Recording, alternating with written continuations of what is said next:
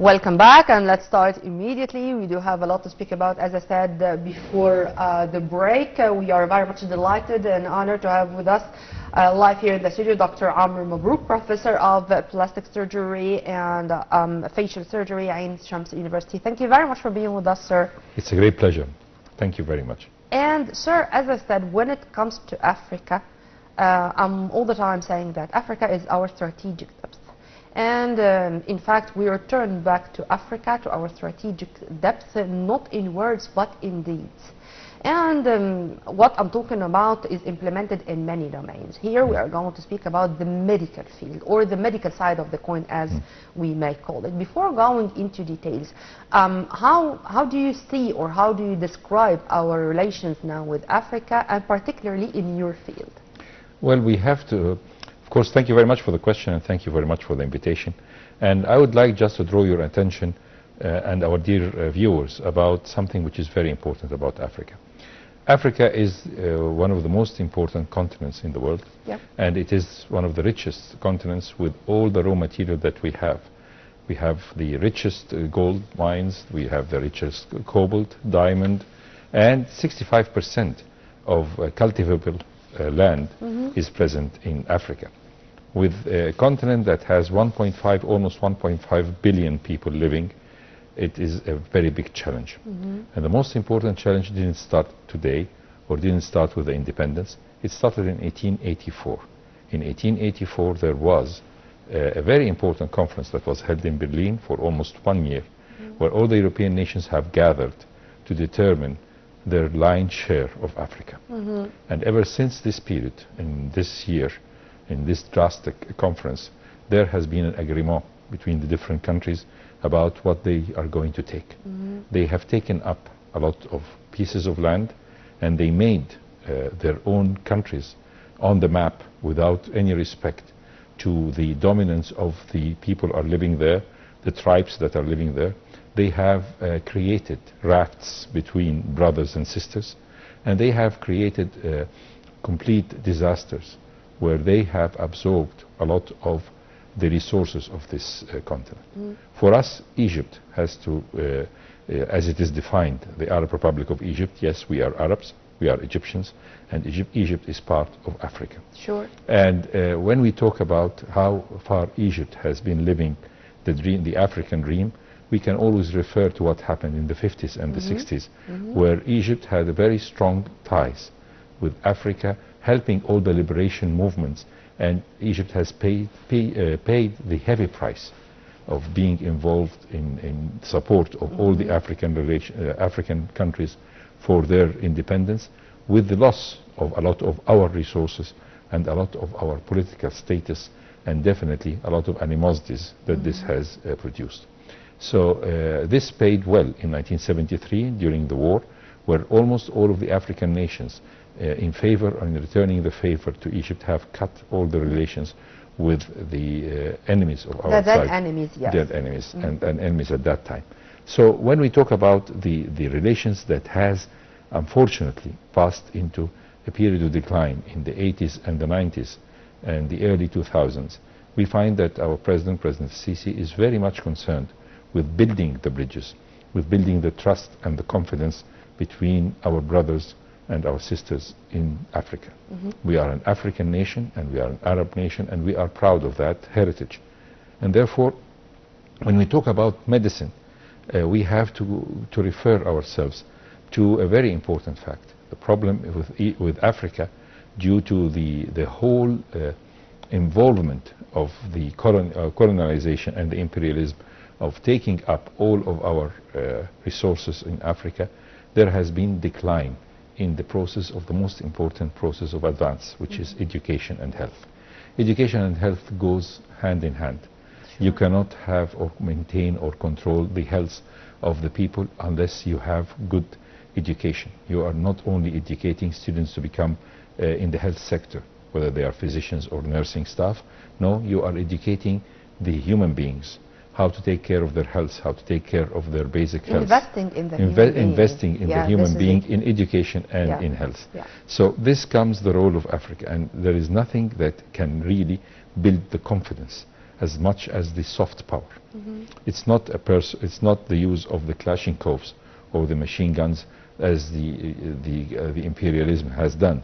It is the use of the soft power of building and presenting a hand of help and a hand of education in health and in education. We have seen the cooperation through the foreign ministry, the Egyptian foreign ministry, since the 50s and the 60s, where there is always, up till now, and even during the period of decline of our relations with Africa in the 80s and the 90s, there has been always maintained a connection and a communication where Egypt has sent not only physicians but sent also education teams in different countries, and it has paid that not from the expenses of the African Union but from the expense of the Egyptian government. So it is the time for Egypt to build this bridge. I myself, as a junior, I was not that junior, was in 1998, where I was a member of, as a lecturer of plastic surgery in 2 incidents and sort of convoys, medical convoys, that went to Kenya after the bombing of the American embassy there, where we did operations, and we were received very graciously by the Kenyan government, and we were having at that time with us the Minister of Health, and we were accepted, integrated, and worked for a continuous week trying to return the smile to the shattered faces of the injured there. Also in the same year we went, there was a big flood in Sudan, and we went as a convoy to help and educate and teach, and we are not like the way that the imperial powers or the colonization worked on, is that the feeling of having the snobbish feeling of dealing with your counterparts in other countries. This has never been the policy of Egypt. And it has been always that Egypt and the Egyptians have always shared, even during the pharaonic period time and even during the Islamic period of time, we have shared not only the education but the food, the health, and of course the food for thought, which I believe is one of the most important things to do. Amen to that, sir. And I'm really that happy that you've focused on the African side of the coin when it comes to Egypt. Egypt is an Arab, African, Islamic, Mediterranean country. Exactly. So Egypt is all the time playing an iconic role, if I may call it this way, in many stability and security in all those regions. I mean, it was a turning point when we assumed the presidency of the African Union back in 2019, and from then until the moment, I think we have not missed our let's say deeds on the ground, implementing what we said. I mean, all our promises were fulfilled. And as you've kindly mentioned, when it comes, for example, to our Arab contractors companies, you are going to find all their traces there in many of our African countries. Engineer Ibrahim Mahleb himself, I think many people in Congo, they know him as if he was a celebrity, for example. Of course, and we have also to refer to... This is, sure. We have to refer also to a Nasr company that was inaugurated in the late 50s, early 60s with Mr. Mohammed Faye, who's currently I mean, he was also deeply rooted ties, very deep rooted ties to the 50s, as you kindly mentioned. But if you permit me, because I want to go into this and into the African Health ExCon 2024. Yes. This is not, of course, the first edition. It is the 3rd edition. Yes, it's the 3rd edition. And an edition after the other, you are going to find that the participants are much more, and in many companies, many participants coming from all over the Black continent are keen to come to participate, because they know that this is a chance or a platform where they are going to sign deals, and they are going to propagate for themselves, as Egypt can be considered as the gate to Africa. How do you see the increasing numbers of participants and the keenness of all of those high-profile medical companies to come and to participate in the event? I think what's really nice is it has come with different hats, not just one hat of economic cooperation or making deals with companies. We have in Egypt, for example, very distinguished factories and companies that are producing class A1 of instruments, which we are using since quite a long time, and even this is in the private sector, without, of course, mentioning names. And also, when we deal with that, we see that the cooperation is going hand in hand, not just into the economic situation. There were also medical sessions, even in the field of plastic surgery, in the field of general surgery, medicine and all, where we are presenting our humble experience, which dates back since 1828, the Egyptian founding of the first modern medical school in 1828 in Qasr al-Aini, or in Cairo University, what's now Cairo University.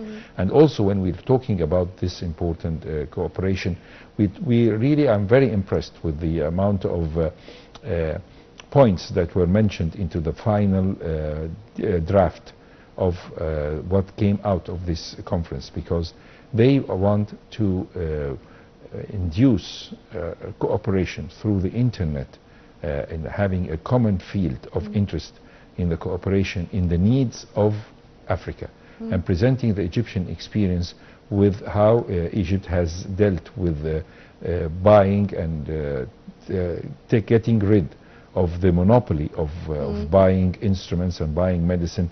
Every hospital would go and buy for itself. Now it goes through one channel to get the best price, as it's cheaper when you get the price in the wholesale than when you are buying for a small sector of the health sector.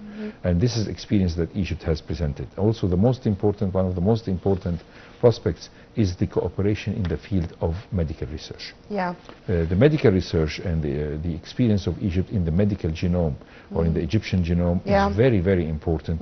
And Egypt has taken care and taken up the Egyptian genome research very lately in Egypt. Since 3 or 4 years, we are going very fast in this field, and this will help, of course, to identify a lot of genetic diseases and the strength and the weakness of our mixed race as Egyptians and as Africans.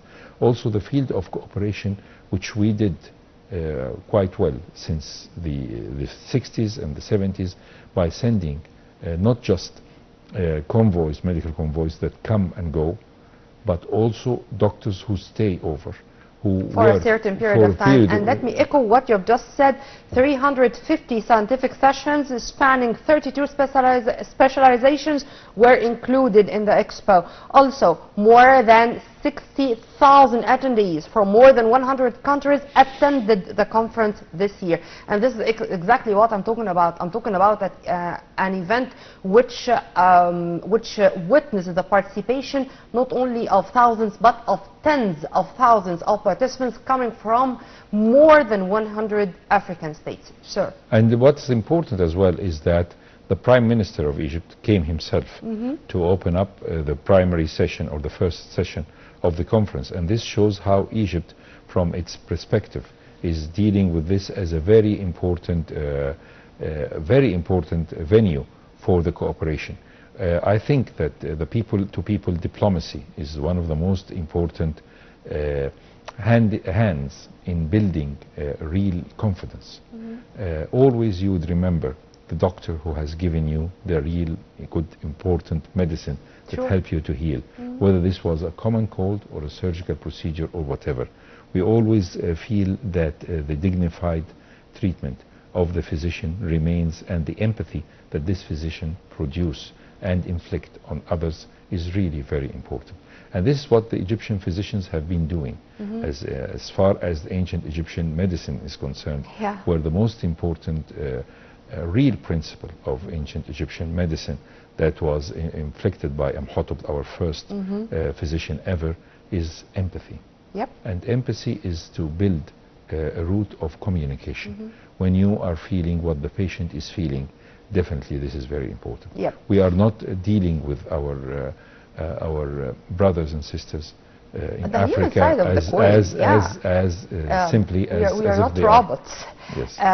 Sir, I was focusing a little bit more on the deals which were signed and stuff like that, because these are the tangible things which I will remember, and when they are implemented on the ground, we can say that these were the tangible results from such conference. And here I'm just having such a few examples, because it's not only among research centers, for example, or medical facilities here or there, but for example, one of the Middle East and Africa leading provider of diagnostic and enterprise imaging solutions announced the signing of a memorandum of understanding with the Egyptian Authority for Unified Procurement, Medical Supply, Management of Medical Technology, and the agreement was formalized during the company's participation in the conference. To make use of the latest technologies, to make use of the latest modern techniques. It's, with all my respect, of course, medicine is the top of the list, the top of the agenda. But to make sure that we are going to make use of the latest technologies, this is not less important. How do you see, sir, such a deal? You see, in order to present a distinguished medical service, you need a lot of arms. The first arm, of course, is the human factor. Yep. And the human factor, the only profession that the AI will not manage to supervene or to stop forming is simply the medicine and the health sector. In the health sector, this is the only professions in the world that will never ever suffer from lack of work or for loss of work. So what's important is to understand that we have the human factor, and the human factor is a doctor, a nurse. Medical staff. Yes, but to build a medical staff, it's very important. Egypt has the strong background of building real, competent medical staff. We really are opening up all our schools of medicines, not just for the people who pay, but also for the people who cannot pay. And we are accepting a lot of medical students from Africa for very nominal fees to study medicine, pharmacy, and of course to study nursing. The second important point is the second arm of medicine, that what you have said is simply the technology. And the technology, we cannot do medicine by telemedicine as people think. There has to be, telemedicine will be effective in, for example, like what we see in the States and the experience of India versus America, where the Americans are sending doing, for example, the MRI and sending them to India, taking the advantage of the time difference, and the Indian radiologists are going to write the report back to you. This can be done very easily in Egypt as regards of communication. So all what you need to do is to have a technician in the start who can function the equipment or the radiological equipment as the MRI or the CT scan, and it goes vice versa to get the report and to get back the answer. The third important point is the drugs or the pharmaceutical products that are very important. A country like India, and India is not a country, India is a subcontinent, has been very highly advanced in the pharmacy. I don't know what are the reasons. I know, when I knew, for example, that we had this kind of cooperation with India regarding the generic drug of facing hepatitis C, for example, and I know that's coming from India, for me, forgive my ignorance, it was surprising. And when I know that India is of the most advanced countries in this regard, for me, this was, then it was a surprise. You see, it all started in the 60s. They started with us in the early 60s when Nehru decided to build up what's called the, of course, the most famous Institute of Technology is Massachusetts Institute of Technology. So he did a copycat of this MIT and called it the Indian Institute of Technology. And he had a lot of branches all over India where the students are fighting hard to get a place in this India Institute of Technology. Harvard, I think they call this is like their Harvard. And therefore they get this proper education and come as leading the whole community forward for the scientific activities. In Egypt we have this background, we have the talented students. Egypt is a big country. We are almost 110 million people who you'll be amazed about the number and the capabilities of these Egyptians. If you go and visit the opera, for example, you'll find a lot of very talented musicians who are completely dedicated. They love what they do, and they are doing it and training for it. You can find that as you find it in art and music, you'll find that as well in medicine and in pharmaceutical business. So we have a lot of well-built pharmaceutical industries that are working hard to build up all the generic drugs. The generic pharmaceuticals, you know, every company when produces a certain medication, it has a certain time for the patency. And after that, this patency will be opened for the whole of the world to produce. So when we do this in Egypt, and when we do all these factories, these are not just for us, it's also for our neighbors and friends and relatives. It's for humanity. For humanity. So this is very important. I'm very happy that a lot of MOUs have been produced and written and signed by the influential persons involved in the field of cooperation in the pharmaceutical industries. This company which I was talking about is a Japanese country, and in fact the CEO of the Authority for Unified Procurement, Mr. Baha al-Din Zidane, the chairperson, he welcomed this partnership and highlighting the long-standing bilateral relations between Egypt and Japan, and this is only one of the agreements between Egypt and Japan. Japan is allies. very this is it, significant contribution, and he made this example mentioning our Rish hospital. So Japan is very concerned with its type of political relations with Egypt and with Africa, and they don't have any colonial ideas, though they are thinking of helping the humanity and building the structure.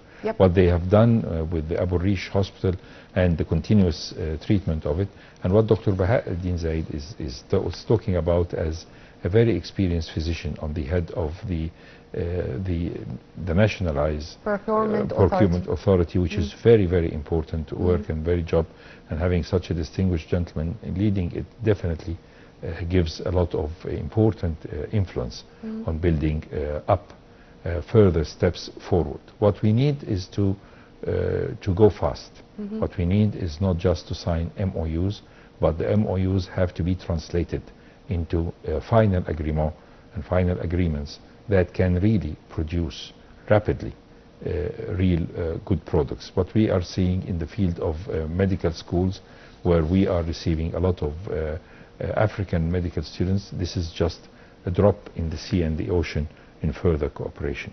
The education is a very important field. We have seen how much the people who learn in different countries will always have their loyalties, their scientific loyalties going to their alma mater, whether this alma mater is in the States or alma mater is in Cairo, in Egypt. This makes it a big difference. And as you've kindly mentioned, the things which should be implemented on the ground, the tangible steps, for example, these projects, whether this one with this Japanese leading company or another German leading company, discussing the launch of radiology simulator lab in Al Ismailia, equipped with the latest healthy nears CT and MRI simulators. This is only another example, and here I'm very happy to speak about Al Ismailia or in any other city in Egypt rather than Cairo and Alexandria, for example. No centralization. These labs and those medical facilities are going to be built scattered all over Egypt, not in a certain place. How also do you see that? You see, for example, when Japan did built its Japanese Technological University, it built it in Burj Al Arab, and I see Egypt as this is just the tip of the iceberg. We can really work on it. Egypt has almost about 26 universities, governmental universities, other than the private universities and the non-profit governmental or universities that are working very hard to produce a good product. A good product is a human product, and a human product has a lot of things to learn and to get the final product of cooperation. To have a well-educated, decent human being definitely makes a big difference on the final outcome of the cooperation. If people are understanding this field of cooperation and understanding how far that what brings us together is much more than what divides us. definitely this is really the best way to go through it. Amen to that, sir. And sir, of the most important issues or subjects which were discussed, that every state or every African state has its own circumstances and its own environment, but we need to cooperate together for the best interest of all of us. It's not a luxury. It's not a luxury. It's a must to cooperate together. Oh yes, despite the fact that, for example, this country was suffering from Ebola, that country was suffering from malaria, others were suffering from the tsetse issue, but to cooperate together for the sake of Africa is going to have the positive impact on all of us. Definitely, this is completely true, because for me myself, on a personal level, as a member of the board of reviewers for very important scientific journals in the field of plastic surgery, whenever I receive a paper for reviewing, coming from Africa or from the Middle East, I always appreciate very much, and I write on the points of the strengths of this paper. It's although that this paper or this research has been done before, for example in America or in Europe or in other highly progressed countries, the local experience of the physicians and the different type of population that we are dealing for strengthens this paper and helps us to put new guidelines for management of this ailment or of this disease. It's important to understand that opening up the research, whether this is demographic research or pure scientific research that goes on testing new methods of treatment and management, with all due respect to the ethical conduct and the ethical committees that are assigned to make sure that this research is done under crystal, crystal clear rules and regulations. Definitely, this is what Egypt can do.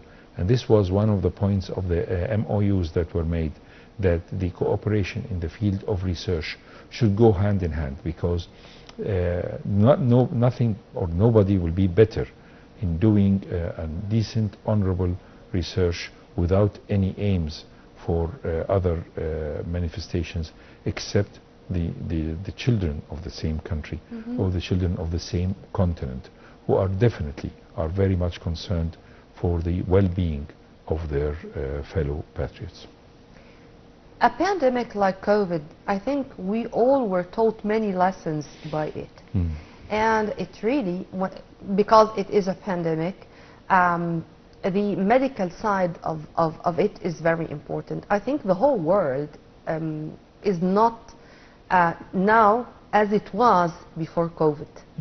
How I can say that what I've said is implemented on Africa, and to make sure that we are not less at all than any other developed nations who made sure that they benefited from this curse and turned it into a blessing. See, from the first point when COVID happens as a pandemic, I was sure that in very short period of time the world will manage and to get the good vaccine and the good treatment and the good management.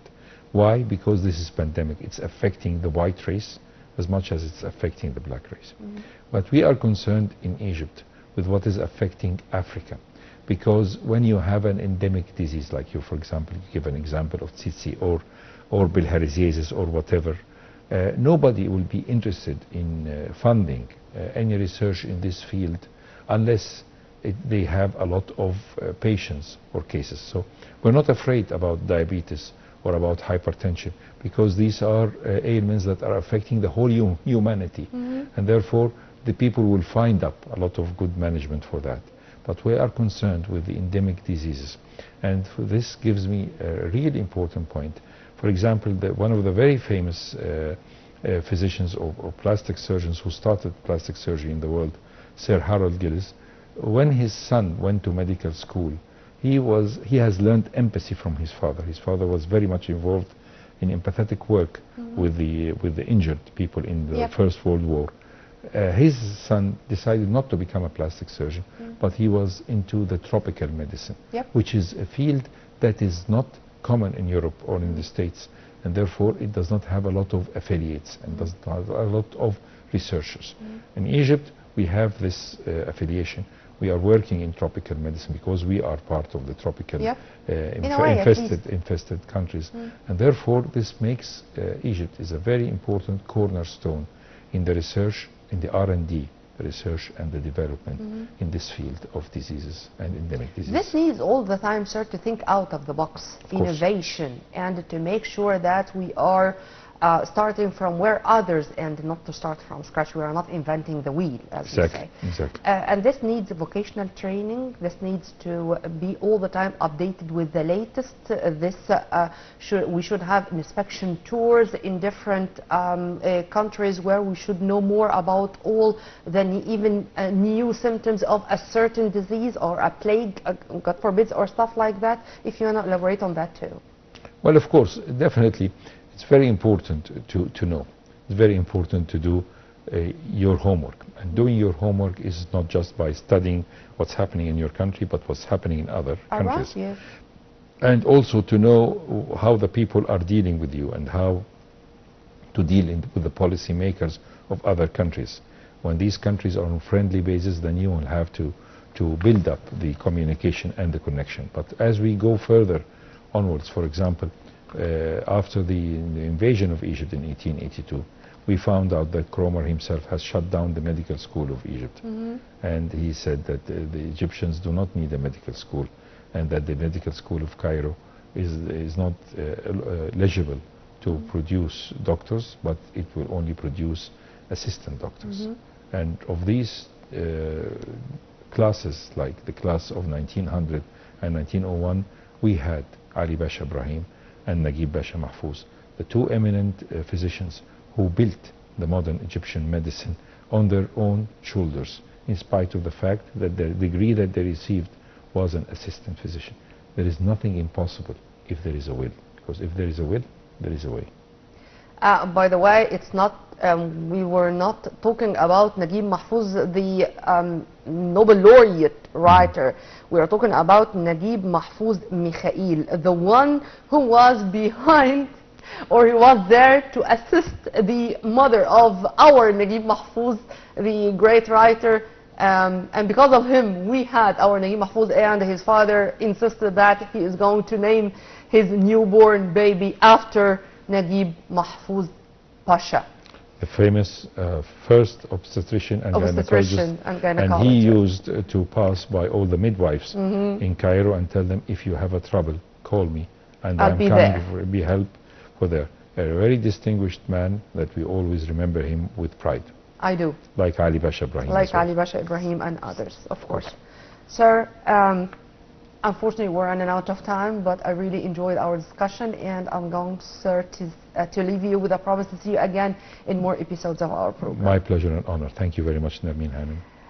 Well, we were very much delighted to have with us live here in the studio our dear guest, Dr. Amr Mabrouk, Professor of Plastic Surgery at Ain Shams University. And now I'm going to leave you with the most important economic events which took place in the past 7 days. Till we meet again same time on Nile TV International. Many thanks for watching. This was Nermine AbdAlRahman.